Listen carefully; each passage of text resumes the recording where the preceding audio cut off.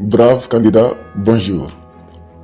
Aujourd'hui, nous allons nous consacrer à l'étude de la dernière partie du programme philosophique, à savoir l'esthétique, une leçon qui est très récurrente au baccalauréat. Allez, M. Diop, qu'est-ce que l'art? L'art désigne toutes les œuvres de beauté par les œuvres d'un être conscient. Qu'est-ce qui fait d'une personne un artiste? D'ailleurs, vous, en tant qu'artiste, même si vous ne pensez pas l'être, en tout cas tout le monde pense que vous l'êtes, de par votre mode vestimentaire, votre façon de faire, on vous reconnaît par vos chapeaux. Qu'est-ce qu'un artiste, réellement, M. Diop? Mais attention, mes chapeaux ne font pas de moi un artiste. Mes habits non plus. Un artiste, il faut bien préciser. Un artiste est un individu faisant une œuvre, cultivant ou maîtrisant un art, un savoir, une technique, et dont on remarque entre autres la créativité, la poésie, l'originalité de sa production, de ses actes et de ses gestes. Donc, si je vous suis bien, tout le monde n'est pas artiste. Non, Pourquoi tout le monde n'est pas artiste? tout le monde ne peut pas être artiste. Au fond, parce que nul ne peut l'être. On est artiste quand on fait œuvre. On ne l'est pas quand on ne crée rien ou rien de valable. En d'autres termes, être artiste n'est pas une capacité qui existerait indépendamment de sa réalisation concrète dans des œuvres d'art. Pourquoi l'homme a besoin d'art? L'art est le moyen pour l'homme de manifester sa présence au monde et son originalité. L'art répond donc au besoin de l'homme de manifester sa subjectivité pour avoir conscience d'exister et épanouir sa personnalité. Pour celui qui contemple l'œuvre, l'art répond au besoin de connaître et de comprendre autrui. Est-ce que l'art est utile? Les neurosciences nous enseignent que l'art stimule des émotions intimes et profondes, mais aussi que leur pratique développe les capacités cérébrales des enfants. Au-delà, il satisfait d'abord un besoin esthétique en procurant une satisfaction désintéressée, le contraire des besoins primaires. Donc, en résumé, c'est quoi l'esthétique? L'esthétique, du point de vue définitionnel, est la branche de la philosophie qui a pour objet d'étude l'art. Puisque l'esthétique s'occupe de l'art, demandons-nous ce qu'est l'art. L'art a deux significations. Dans l'Antiquité, l'art qui renvoyait à l'étymologie latine ars et à l'étymologie grecque technique. Dans l'Antiquité, l'art renvoyait à la technique ou bien encore à l'habileté ou si vous voulez au savoir-faire.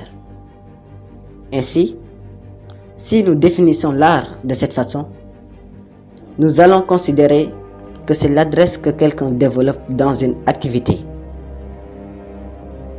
On va dire ainsi l'art de parler, l'art de marcher, ou pour celui qui sait mentir, on peut dire l'art de mentir. Donc, dans sa première définition, l'art renvoie à la technique ou à la maîtrise de quelque chose.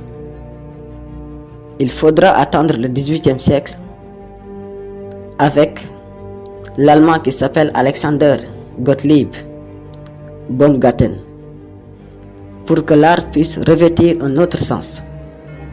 Donc c'est Alexander Gottlieb qui va donner à l'art une orientation liée au beau. Parce qu'il dira que désormais, l'art peut être lié au beau. C'est ce que André Lalande va confirmer plus tard, lorsqu'il dit dans son vocabulaire technique et critique de la philosophie, un dictionnaire de référence. André Lalande dit: l'art, c'est toute production de la beauté par les œuvres d'un être conscient. Ce qui veut dire, dans cette définition, que l'art est une activité éminemment réservée à l'homme. Seul l'homme peut faire de l'art. Alors, puisqu'à partir du XVIIIe siècle, l'art fait référence au beau, demandons-nous qui produit ce beau-là. Nous avons déjà dit que c'est l'homme, mais donc, d'où tire-t-il ce beau? Il le tire de la nature. La première problématique que l'esthétique pose, c'est le rapport entre l'art et la nature. La nature est belle. Maintenant que l'artiste a un rapport avec la nature, pour en extraire le beau, que va-t-il faire? Il va imiter ou bien il va créer. Voilà le premier problème que l'esthétique pose. L'art est-il une affaire d'imitation ou bien une affaire de création? Quand on dit imitation, naturellement, c'est la reproduction de la nature. Quand on dit création, c'est la production. Donc, quelle est l'orientation de l'art? L'art doit-il produire ou reproduire? Si l'art reproduit la nature, il n'y a aucune originalité dans l'œuvre. C'est ce que l'artiste voit qu'il reprend. Par exemple, un beau coucher du soleil, ou bien une montagne imposante, ou bien même une forêt luxuriante. Quand tout présente cela, où est l'originalité?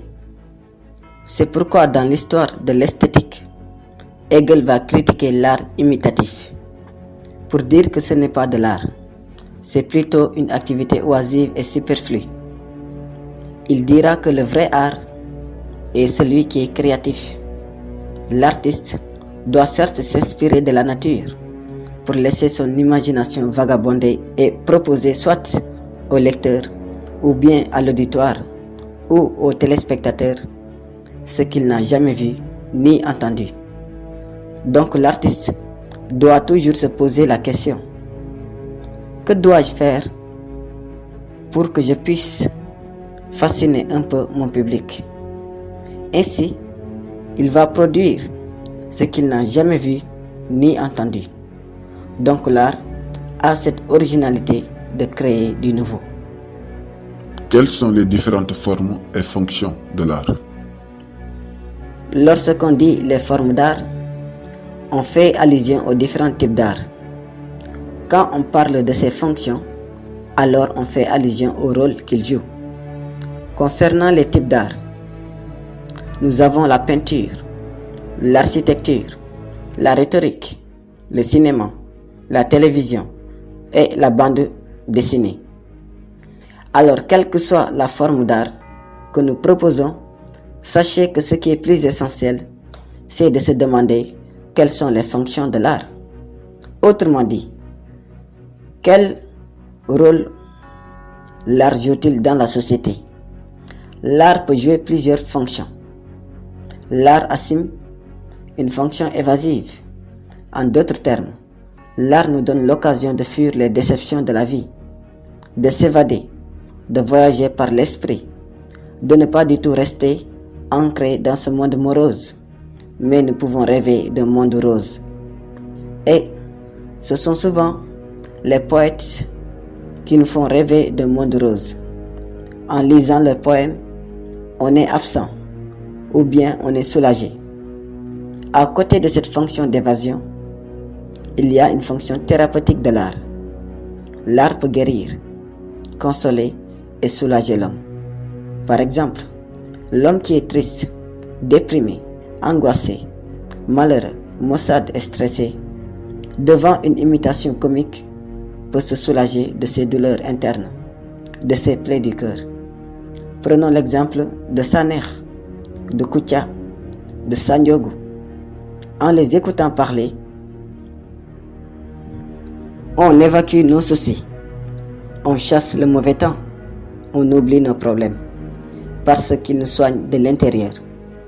Par ailleurs, l'art assume également une fonction didactique. Autrement dit, l'art éduque, éveille, conscientise et moralise.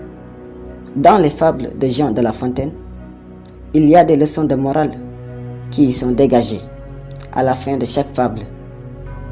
Dans Le Corbeau et le Renard, Jean de La Fontaine enseigne que tout flatteur vit aux dépens de celui qui l'écoute. Dans Le Laboureur et ses enfants, Jean de La Fontaine montre l'importance du travail dans la vie de l'homme pour préserver les conditions de sa dignité morale et subvenir à ses besoins.